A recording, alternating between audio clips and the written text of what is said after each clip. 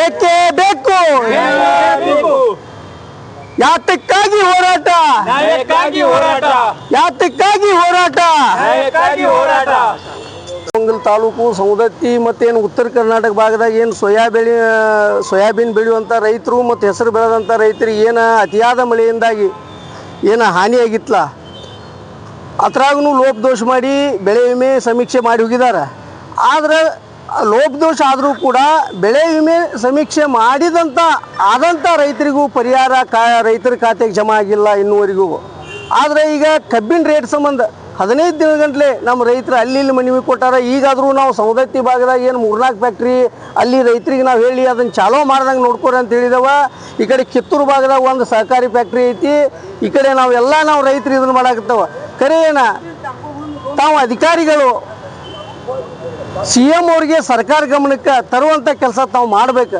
ಯಾಕಂದ್ರೆ ಈಗ NDRFದವ್ರು ಮಾಡಿ ಹೋದ್ರೆ ಅದ್ರದ್ದು ಏನರ ಒಂದು ಬೇಕಲ್ಲ ನಮಗೆ ಪರಿಹಾರ. ಹಂಗೆ ಮಾಡೋದು ಹೋಗೋದು. ಈ ಕಳೆದ 4 ವರ್ಷ ಗಂಟ್ಲೇನೂ ತುಂಬಿದ್ದಾರೆ ಬೆಳೆ ವಿಮೆ, ಅದು ಪರಿಹಾರ ಇಲ್ಲ. ಹಿಂಗಾದ್ರೆ ನಾವು ಹೆಂಗೆ ಬದುಕಬೇಕು? ಹೆಂಗೆ ಅಲ್ಲಲ್ಲ ನಿಮಗೆ ಕೊಡೋದಾತು. ಇದಕ್ಕೆ ನಮಗೆ ಏನು ಪರಿಹಾರ ಸಿಗುವತ್ತ?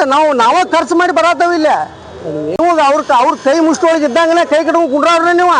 ಈ ಜಿಲ್ಲಾಧಿಕಾರಿ ಅದಾರಲ್ಲ, ಈಗ ಮತ್ತೆ ಏನು ಮಾಡಿ ತೊಗೊಂಡವ್ರನ್ನ ಒಂದು ಯಾರೋ ಒಂದು ಅವ್ರ ಜನಪ್ರತಿನಿಧಿಗಳು ಮಾತು ಕೇಳ್ತಾರೆ. ಅವರು ಒಂದು IAS ಅಧಿಕಾರಿ ಇದ್ದಂಥವ್ರು ವಿದ್ಯೆ ಭಗವಂತ ಕೊಟ್ಟಿರ್ತಾನೆ ಅವರಿಗೆ.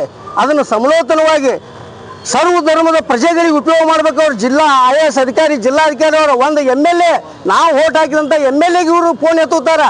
ಒಂದು ಇಲ್ಲಿ ಸಾಮಾನ್ಯ ಜನರ ಪ್ರಜೆಗಳು ಫೋನ್ ಎತ್ತುವಂಗಿಲ್ಲ. ಮತ್ತೊಂದು IAS ಅಧಿಕಾರಿ ಬೆಲೆ ಏನೈತಿದೆ? IASಗೆ ಏನು ಬೆಲೆ ಐತೆ ಹೇಳ್ರಿ ನೀವು? ವಿದ್ಯೆ ಯಾರು ಕಸ್ಕೊಂಗಿಲ್ಲ, ರೊಕ್ಕ ರೂಪಾಯಿ ಕಸ್ಕೋತಾರ. ಅದನ್ನ ಇವರು ವಿದ್ಯೆ ಮಾಡಿದಂಗೆ ಆಗೈತಿ ಇದು ಪರಿಸ್ಥಿತಿ. ಇದನ್ನ ಅರ್ಥ ಮಾಡ್ಕೊರಿ ನೀವು. ನಮಗೆ ಹಂಗೆ ಕಂಡು ಬಂದೈತೆ. ಇವತ್ತು ಕಟ್ಟುನಿಟ್ಟಿನ ಕ್ರಮ ತಗೊಳ್ಳೋರು ಒಂದು ಜಿಲ್ಲಾಧಿಕಾರಿ ಟ್ರಾನ್ಸ್ಫರ್ ಆಗಿದಂಗೆ ನಾವು ನೋಡ್ಕೋತಾವ. ಒಂದು ಸರ್ಕಾರನ್ನ ಒಂದು MLAಗಳನ್ನ MLCನ ಮಾಡೋರು ಯಾರು? ದೇಶದ ರಾಜ್ಯದ ಸರ್ವಧರ್ಮದ ಪ್ರಜೆಗಳ.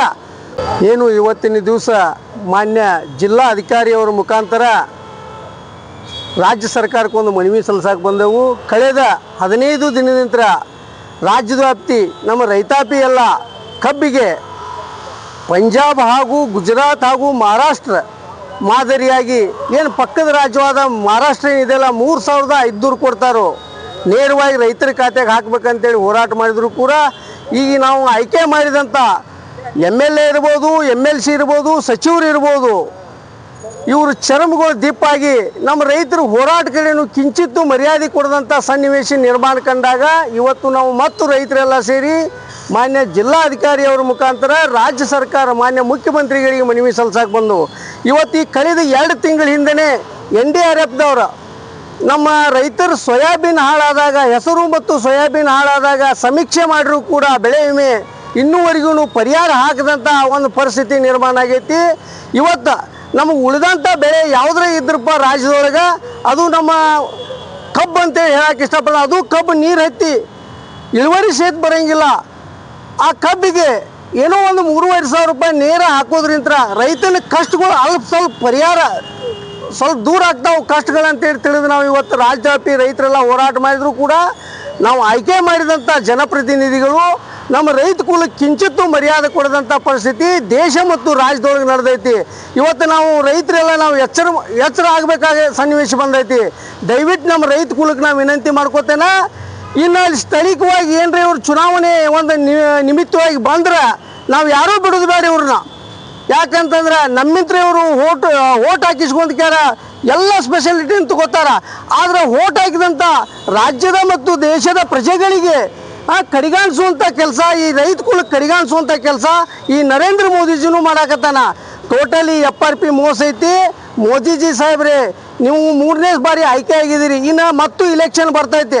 ನೀವು ಆಯ್ಕೆ ಆಗಬೇಕಾದ್ರೆ 85% ನಾವು ರೈತರಾಗಿ ದೇಶದಾಗ ನಾವು ರೈತರದೇವು. ಏನು ನಮಗೆ ಗುಜರಾತ್ ಮಾದರಿಯಾಗಿ ಏನು ನಿಮ್ಮ ತವರೂರಾಗಿ ಐತಿಲ್ಲ ಕಬ್ಬಿನ ರೇಟ್ 4400, ಆ ಥರ ನೀವು ಈ ರಾಜ್ಯದಾಗೂ ಒಂದು ಘೋಷಣೆ ಮಾಡುವಂಥ ಕೆಲಸ, ಕಟ್ಟುನಿಟ್ಟಿನ ಕ್ರಮ ತಗೋವಂಥ ಕೆಲಸ ತಾವು ಮಾಡಬೇಕಂತೇಳಿ ಇಡೀ ರಾಜ್ಯದ ದೇಶದ ರೈತರ ಪರವಾಗಿ ವಿನಂತಿ ಮಾಡ್ಕೊಂಡು ಹೇಳ್ತೇನೆ. ನಾನು ನೇಗಿಲೋಗಿ ರೈತ ಸಂಘ ರಾಜ್ಯಾಧ್ಯಕ್ಷ ರವಿ ಪಾಟೀಲ್. ಜೈ ಜವಾನ್.